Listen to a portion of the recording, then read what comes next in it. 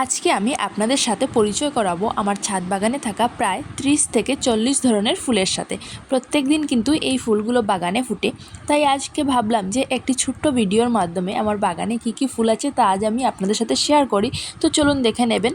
প্রথমেই দেখাই এই ফুলের গাছটা, আর এই ফুলটা কিন্তু কয়েকদিন হচ্ছে ফোটা শুরু করেছে, আর এটার নাম হলো মেক্সিকান সানফ্লাওয়ার। আর এই ফুলের ডাল থেকে কিন্তু খুব সহজেই চারা তৈরি হয়ে যায়। তারপর হলো জবা ফুল। তো জবা ফুল কিন্তু অনেক ধরনের, অনেক কালারের থাকে। বাগানে কিন্তু বেশ কয়েক ধরনের জবা ফুল আছে। তো কী কী জবা ফুল আছে চলুন দেখে নেবেন। প্রথমেই দেখাই এই সাদা জবাটা। এই ছোট্ট গাছের মধ্যে কিন্তু প্রায় প্রত্যেক দিনই 6টা থেকে 7টা পর্যন্ত ফুল ফুটে। তারপর হলো কালী জবা। তো এই দেখুন এই কালী জবাটা কি সুন্দর কালী জবা।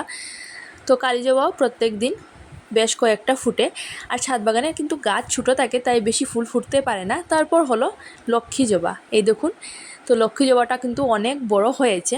তারপর হলো এই ঘি কালারের জবাটা। আর এই জবাটা কিন্তু আমার ছাদ বাগানে এখনও ফুটেনি। আর এই জবাটা আমি বাড়ির গাছে যেটা ফুল ফুটেছে সেটা দেখাচ্ছি। তো ছাদ বাগানে লাগিয়েছি, কয়েকদিনের মধ্যেই কিন্তু ফুল ফোটা শুরু করে দেবে। তারপর হলো এই জবাটা। তো প্রত্যেক দিন কিন্তু এই জবাটাও ছাদ বাগানে ফুটে। আর আমার ছাদ বাগানে কিন্তু আরও অনেকগুলো জবা ফুলের গাছ আছে, আর এই গাছগুলোতে কিন্তু এখনও ফুল ফোটা শুরু করেনি, কয়েকদিনের মধ্যেই ফুল ফোটা শুরু করবে। তারপর হলো ঝুমকো জবা। তো এই দেখুন ঝুমকো জবাটা খুবই সুন্দর এই জবাটাও।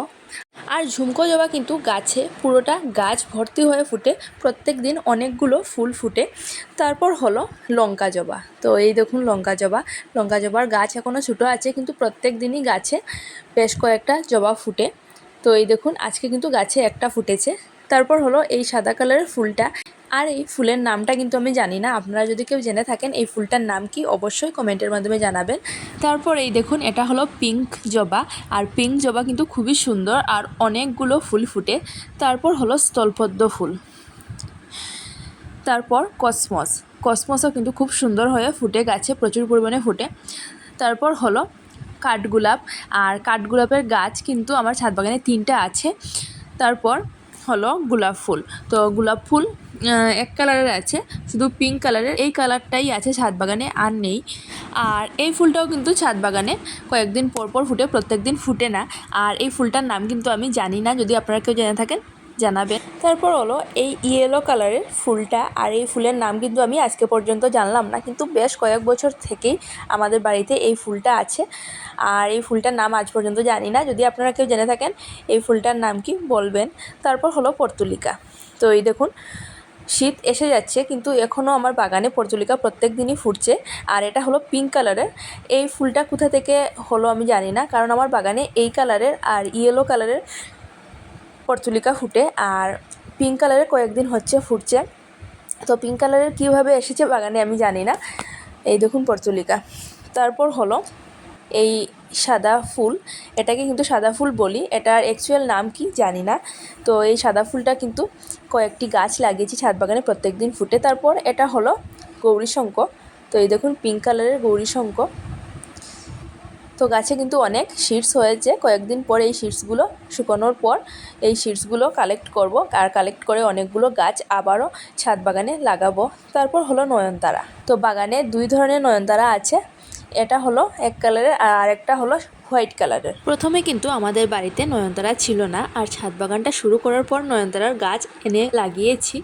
আর এই একটি আর দুটি গাছ থেকে এতগুলো সিডস পড়ে এতগুলো চারা হয়েছে যে গুনেও শেষ করা যাবে না। 1000 থেকেও উপর হয়েছে নয়নতারার চারা। আর এখন এতগুলো চারা কি করব, অনেকগুলো গাছ লাগিয়েছি কিন্তু আর লাগানোর জায়গা নেই। তারপর হলো কাটা মুকুট। এই দেখুন কাটা মুকুট। আর এটা হলো সন্ধ্যা মালতী।